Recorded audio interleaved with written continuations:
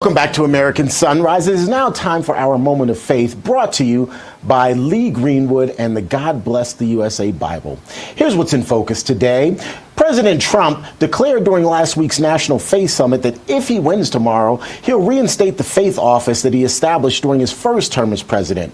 But what does that actually mean?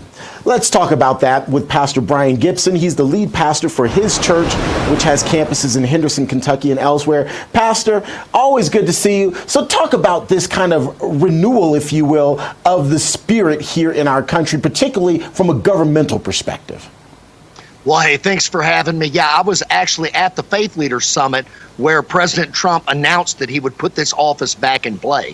And people ask, what does that mean? Is that just a token stamp? Is that something politicians do? And for most politicians, you know, they're just trying to get votes. But I look at President Trump. He delivered to the faith community last time. I believe Dr. Ben Carson will be over that office as a whole, and it'll create a liaison between the faith community. He says right to the Oval Office.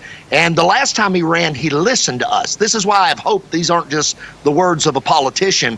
I mean, he put 3 justices in the Supreme Court, overturned Roe versus Wade. He moved the embassy from Tel Aviv to Jerusalem, something that's near and dear to pro-life evangelicals. He also hates the Johnson Amendment, and he told us at the same summit he was going to overturn that, where they wouldn't try to muzzle the mouth of pastors. I believe it's more than just a tip of the hat. I believe he really cares about First Amendment rights and freedom of religion in America.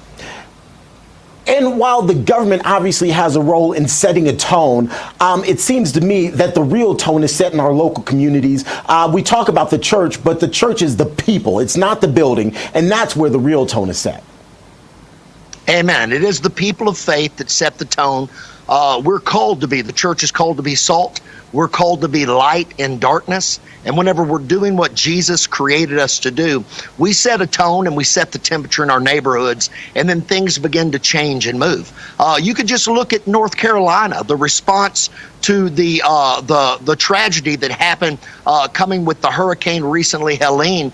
It's the churches and the faith groups and the people that set the tone. You have guys like Samaritan's Purse that are in there the moment it happens, and it takes FEMA forever to show up, and they're more concerned about, DEI than they are people actually dying. And so, yeah, it requires the people of faith to move and do the works of Jesus. Come on, we're his hands, we're his feet, we're his mouth. And we need to get out there and set the tone and shake it up, where we have a nation that honors God. Pastor, 30 seconds. When it comes to the government and faith, is it trickle down or trickle up? And I ask trickle up, is it the people who really inspire the actions, the faithful actions of government, or is it government that inspires the faithful actions of the people? Well, I think it all starts with we the people. Come on, we're Americans here, and we're also faith people. So it starts here, and we're setting the tone and releasing faith as we preach the gospel and love the world.